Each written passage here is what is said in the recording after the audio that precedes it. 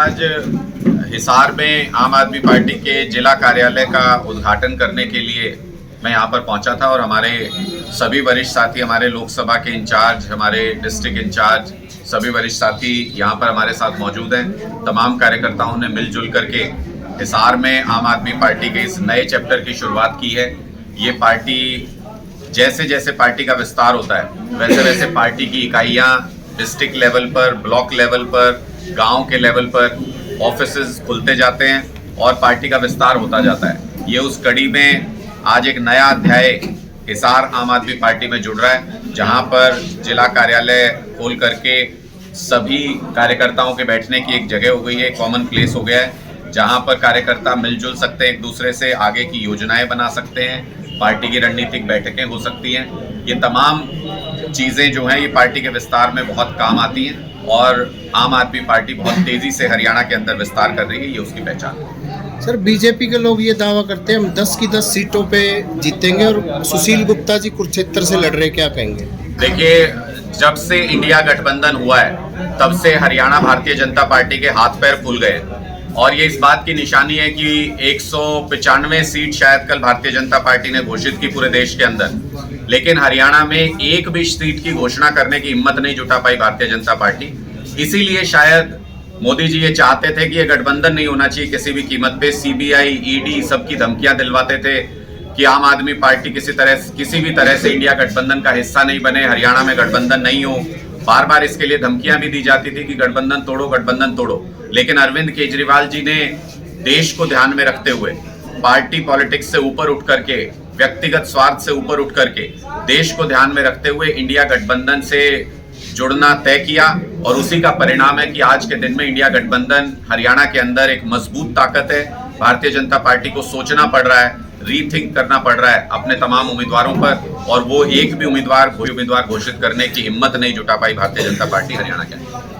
Sir, जो विपक्ष के लोगों का ये कहना है कि जो पंजाब के जो इन्होंने आप पार्टी ने हरियाणा के जो किसानों के लिए पानी नहीं दिया है, तो पहले पानी दे के दिखाए, पहले भाईचारे की बात करते हैं हरियाणा पंजाब के जो किसानों की। देखिए, मुझे लगता है कि मुझे नहीं याद आता कि कौन सा विपक्ष ऐसा है जो अगर भारतीय जनता पार्टी की कठपुतली नहीं है तो वो ऐसी बात करेगा, क्योंकि भारतीय जनता पार्टी ने अभी अभी एक समझौता किया राजस्थान के साथ और हरियाणा के हिस्से का पानी राजस्थान को देने का फैसला कर लिया, बिना हरियाणा के लोगों से पूछे हुए, बिना हरियाणा के लोगों को रजामंद किए हुए।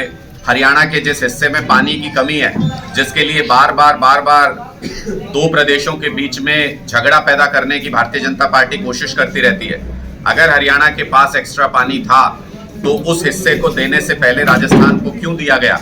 इसके बारे में मुख्यमंत्री जी के पास कोई जवाब नहीं है, इसके बारे में भारतीय जनता पार्टी कोई जवाब नहीं देती। दूसरी तरफ प्रधानमंत्री दावा करते थे कि मैं सब स्टेट्स में जो भी किसान को पानी की कमी है उनको पानी पहुंचाऊंगा। उनके उस वादे का क्या हुआ? 5 साल बीत गए, प्रधानमंत्री जी ने उस दिशा में एक भी कदम नहीं उठाया, किसी एक मीटिंग में शामिल नहीं होते। इसका मतलब ये है कि हरियाणा और पंजाब के किसानों को बांटने के लिए, हरियाणा और पंजाब को आपस में लड़वाने के लिए ये लोग राजनीति के तहत इस तरीके के मुद्दे उठाते हैं। अगर वाकई में इस तरीके की दिक्कत होती, अगर वाकई में इनकी नीयत ये होती कि हरियाणा के किसी हिस्से में पानी की कमी और वहां पर पानी पहुंचाना है, तो जो राजस्थान के साथ समझौता किया पानी देने का, वो पानी पहले हरियाणा के उस हिस्से की प्यास बुझाने के लिए इस्तेमाल करना चाहिए था, उसके बाद किसी और स्टेट के साथ समझौता करना चाहिए। सर, आप पार्टी की लोकसभा चुनाव को लेकर किस तरीके से रणनीति रहेगी पूरे प्रदेश में, हरियाणा में? आम आदमी पार्टी की बहुत मजबूत तैयारी है। कुरुक्षेत्र सीट हमको मिली है और जैसा कि आप समझते हैं कि कुरुक्षेत्र प्रतीक है, अधर्म के ऊपर धर्म की जीत का प्रतीक है।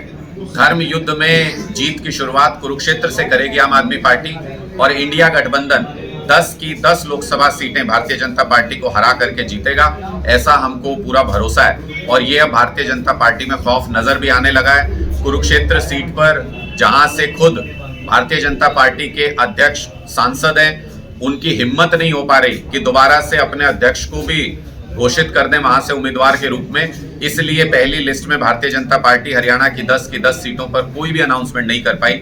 ये साफ दिखाता है कि भारतीय जनता पार्टी में जब से इंडिया गठबंधन बना है, हरियाणा के अंदर उनके अंदर डर है उनको साफ स्पष्ट समझ में आ गया है कि न सिर्फ जोरदार मुकाबला हरियाणा में होने जा रहा है, बल्कि भारतीय जनता पार्टी को इस चुनाव में पटकनी मिलेगी, क्योंकि किसानों के ऊपर जो अत्याचार करता है, अन्नदाता के ऊपर जो अत्याचार करता है और हरियाणा के हर एक वर्ग पे भारतीय जनता पार्टी ने जो अत्याचार किया है, लोग चुनाव के माध्यम से उसका माकूल जवाब भारतीय जनता पार्टी को देंगे। सर, एक तरफ ये चर्चा चल रही है नवीन जिंदल बीजेपी में आ सकते हैं और दूसरी तरफ अभी तक नहीं आए, तो क्या लगता है आपको वो सपोर्ट करेंगे कुरुक्षेत्र में, कोई पूर्व सांसद रहे हैं? देखिए, समय बताएगा। मुझे तो नहीं लगता है कि कोई भी व्यक्ति अंतरात्मा जिसकी आवाज देती हो वो भारतीय जनता पार्टी से जुड़ेगा। बहुत से लोग इस बार, आपने देखा होगा, कल से मैसेज चल रहे हैं, बहुत से सांसद भारतीय जनता पार्टी के हाथ खड़े कर गए, बोले जी इस बार नहीं हमें चुनाव लड़ना, हमें तो इस बार इजाजत दे दो, हमें तो पॉलिटिक्स से बाहर जाने की इजाजत दे दो।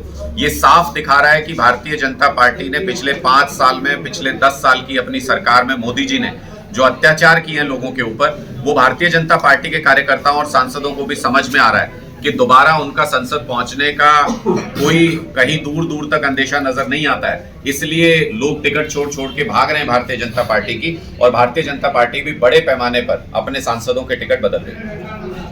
सर, आम आदमी पार्टी के पास एक ही टिकट है और पिछले लोकसभा चुनाव के अंदर जेजेपी के साथ गठबंधन हुआ था, जेजेपी ने आम आदमी पार्टी को साथ नहीं दिया। क्या ये कांग्रेस पार्टी, आम आदमी पार्टी एक कुरुक्षेत्र में साथ दे पाएगी? देखिए, इंडिया गठबंधन एक मजबूत गठबंधन है और इंडिया गठबंधन देश को बचाने के लिए बनाया गया है। आज देश का हर नागरिक ये समझता है कि भारतीय जनता पार्टी ने किसान आंदोलन के दौरान ही, अगर मैं उदाहरण दूं, तो हमारे जो 6 मौलिक अधिकार हैं जिन पे देश के हर नागरिक की आजादी टिकी हुई है, उनमें से 2 मौलिक अधिकारों को छीन लिया। एक अधिकार 19(1)(b) जो ये कहता है कि अगर मुझे सरकार के किसी फैसले से संतुष्टि नहीं है तो मैं प्रोटेस्ट कर सकता हूं। इन्होंने हमारा प्रोटेस्ट का अधिकार छीन लिया। कहते हैं पासपोर्ट जब्त कर लेंगे, कहते हैं जेल में डाल देंगे, 307 की धारा लगा दी किसानों के ऊपर।